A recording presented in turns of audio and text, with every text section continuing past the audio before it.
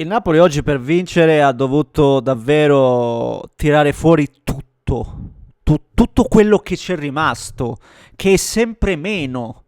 E questo credo sia proprio centrale nel dibattito, nella discussione, perché poi davvero non so quante volte sia capitato in una squadra che già è veramente falcidiata dagli infortuni, oggi ne escono tre, ne escono altri tre, scusate. E Elmas non ho capito in realtà, forse un mancamento, non lo so, ma altri due, Rachmani prima e Politano dopo, ennesimo infortunio muscolare e l'abbiamo già detto, questo è un discorso che poi ci entriamo un po' dentro. Sono troppi, sono tanti, sono davvero troppi e va discusso il perché e non si può di certo attribuire alla sfortuna, magari anche sì, ma una casistica del genere secondo me merita davvero un approfondimento non da parte mia, ma dall'ambiente Napoli, no? E però quello che c'è da dire è che la vittoria di oggi è assolutamente importante, è assolutamente importante perché il Napoli ha fatto una partita clamorosa contro l'Inter, l'abbiamo detto, ma ne è uscita anche prosciugata da quella sfida.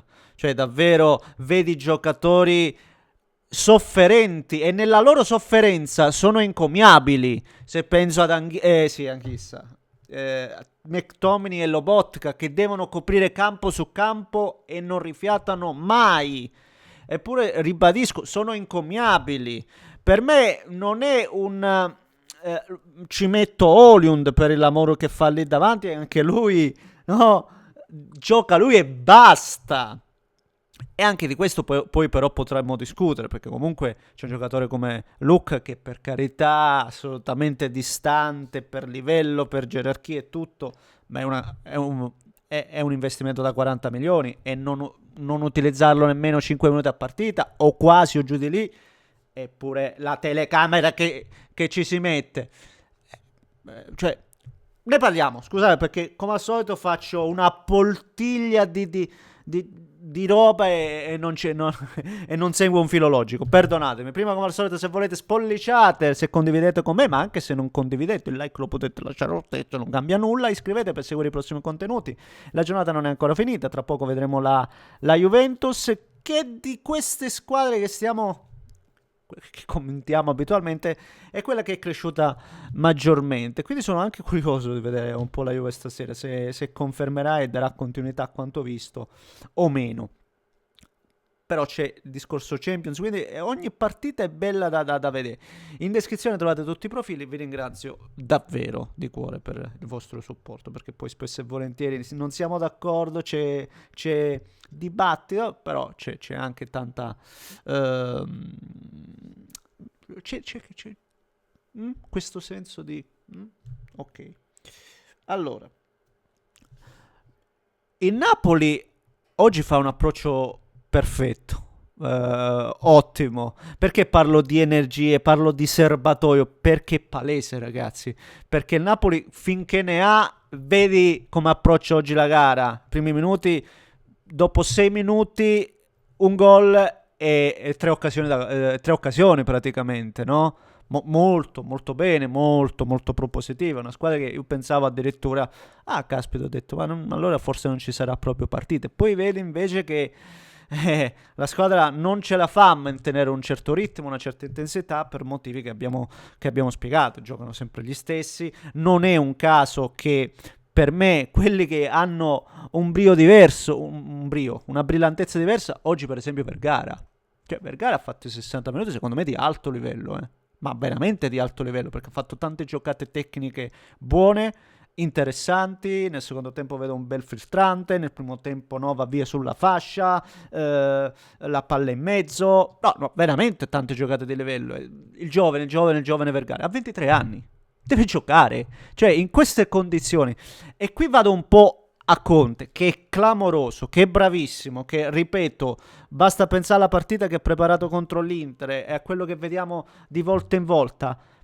Però ecco, secondo me nella gestione della rosa, e lo so, non è semplice perché sono tutti rotti, ma proprio a maggior ragione Forse uno dei motivi per cui si continua a perdere pezzi è anche la gestione dei minuti. Non lo so, lo chiedo anche a voi, perché ripeto, qua non è che io sono preparatore, però è chiaro che o la preparazione, o le strutture, il manto erboso, che ne so, ditemelo voi, o la gestione appunto delle risorse, quindi i minuti, alcuni giocatori, penso Mazzocchi stesso, no? Mazzocchi stesso, vedete come sfreccia, no? Non è un giocatore dalla tecnica incomiabile, però è un giocatore che in questo momento, quando gli altri sono con la lingua per terra, dà qualcosa. Quindi, per forza... Ah, la porta a dare mani chiuse, per favore. Basta, grazie. E quindi anche questo butto dentro il dibattito. Quello che è chiaro è che non è casuale, lo dicevo prima, lo ribadiamo, non c'è una casualità nel fatto che ci siano tutti questi infortuni e la maggior parte sono infortuni muscolari. Io mi ricordo il Milan di Pioli, se non vado errato, che ogni anno era una lotta, era una moria calcisticamente parlando, e quindi qualcosa va rivista. Ma ribadisco, il Napoli si porta a casa il fatto che in questo momento in qualche modo rimane aggrappata, perché oggi, se non vinci neanche oggi, vai a 8 punti, se fai il porta a casa magari poi vai a 8 punti dalla prima, dall'Inter, e poi davvero onestamente un po' molli, credo. Poi mai dire mai in questo campionato, assolutamente ne possiamo vedere di cotte e di cruda, certo sì, ma oggi era importante, ribadisco, proprio per le difficoltà e tutto il resto era importante. Sì, il Napoli c'entra questa vittoria, ribadisco, è incommiabile il valore di alcuni giocatori. Mamma mia, ma perché ci sono volte che si stacca e si stacca, ragazzi? Scusate se vi offro una qualità disastrosa, perdonatemi davvero, non la so sta roba, devo documentarmi. E questo è il punto. Poi per condicio devo dire anche che il Sassuolo, anche Sassuolo ha degli infortuni, questo va detto, perché praticamente mancava mezzo centrocampo. Torsvet e Koné, che sono due giocatori clamorosi, mancavano. L'infortunato lungo De Gente, ormai Berardi, lo stesso Volpato se vogliamo, qualche difensore che adesso non mi ricordo come si chiama il difensore, però ha fatto la sua partita. E secondo me da menzionare ancora una volta il Juan Jesus, che fa un salvataggio clamoroso su Pinamonti. Quella è una giocata importante, perché se lì il Napoli di oggi sfibrato, ripeto, a secco di energia, se prendi gol là, in quel momento chiave della partita dove il Sassuolo c'era, poi è dura, poi è veramente dura.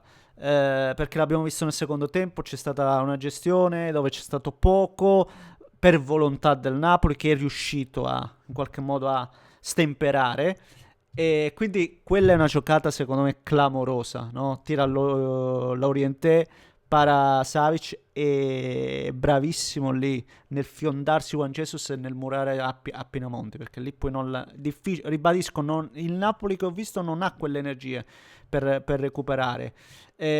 E attenzione anche alla partita di Copenaghen a questo punto, non è scontata, onestamente, non è molto scontata. Vediamo un po' cosa succederà. E ripeto, sono curioso di vedere se ci saranno anche domande appunto su questa moria di giocatori, cosa può essere, se danno delle risposte, perché ripeto, sono tanti, sono troppi, e dire no è sfortuna è come prendere in giro la gente, assolutamente. Quindi voglio sentire un po'. Ribadisco, è encomiabile oggi il lavoro di alcuni giocatori, questo senza ombra di dubbio. Fatemi sapere cosa ne pensate voi, commentate la casa, se volete iscrivetevi al canale. Un grande abbraccio da Nesquio, vi aspetto dopo.